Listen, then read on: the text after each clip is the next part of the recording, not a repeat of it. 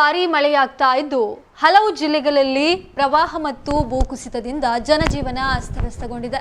ಇಡುಕ್ಕಿ ಮತ್ತು ಕೊಟ್ಟಾಯಂ ಜಿಲ್ಲೆಗಳಲ್ಲಿ ಸಂಭವಿಸಿದ ಪ್ರತ್ಯೇಕ ಭೂಕುಸಿತಗಳಲ್ಲಿ 3 ಮೃತಪಟ್ಟಿದ್ದು ಹಲವು ಮಂದಿ ಮಣ್ಣಿನಡಿ ಸಿಲುಕಿಕೊಂಡಿರುವ ಕುರಿತು ಅಧಿಕಾರಿಗಳು ಮಾಹಿತಿಯನ್ನ ನೀಡಿದ್ದಾರೆ. ಶನಿವಾರ ಮುಂಜಾನೆ ಇಡುಕ್ಕಿ ಜಿಲ್ಲೆಯ ಕೊಡೆಯತ್ತೂರು ಸಮೀಪದ ಅದುರುಮಲ ಪ್ರದೇಶದಲ್ಲಿ ಭೂಕುಸಿತ ಉಂಟಾಗಿ ಸುಮತಿ ಎನ್ನುವವರು ಮೃತ ಹೊಂದಿದ್ದಾರೆ. ಸ್ಥಳೀಯ ಮಂದಿ ಅವರ ಪತಿ ಹಾಗೂ ಪುತ್ರನನ್ನ ರಕ್ಷಣೆ ಮಾಡಿದ್ದು ಇಬ್ಬರಿಗೂ ಗಾಯಗಳಾಗಿದೆ. ಇವರನ್ನ ಆಸ್ಪತ್ರೆಗೆ ದಾಖಲು ಮಾಡಲಾಗಿದೆ. ಎನ್ಡಿಆರ್ಎಫ್, ಅಗ್ನಿಶಾಮಕ ಮತ್ತು ರಕ್ಷಣಾ ಸಿಬ್ಬಂದಿ, ಪೊಲೀಸರು ಹಾಗೂ ಕಂದಾಯ ಇಲಾಖೆಯ ಅಧಿಕಾರಿಗಳು ನಡೆಸಿದ ಶೋಧ ಕಾರ್ಯದಲ್ಲಿ ಸುಮತಿ ಅವರ ಮೃತದೇಹ ಪತ್ತೆಯಾಗಿದೆ. ಮನೆ ಸಂಪೂರ್ಣ ಹಾನಿಗೊಳಗಾಗಿದೆ. ಈ ಸಂದರ್ಭದಲ್ಲಿ ಕೊಟ್ಟಾಯಂ ಜಿಲ್ಲೆಯ ಪೂಂಜಾರ್ನ ಪಯಣಿ ತೊಟ್ಟಂನಲ್ಲಿ ಸಂಭವಿಸಿದ ಭೂಕುಸಿತದಲ್ಲಿ ಜೋನಿ ಅವರ ಪುತ್ರ ಜೋಸೆಫ್ ಮೃತ ಹೊಂದಿದ್ದಾರೆ. ಇವರ ತಾಯಿ ಅವಶೇಷಗಳಡಿ ಸಿಲುಕಿರುವ ಶಂಕೆ ಇದ್ದು ಶೋಧ ಕಾರ್ಯ ಮುಂದುವರೆದಿದೆ.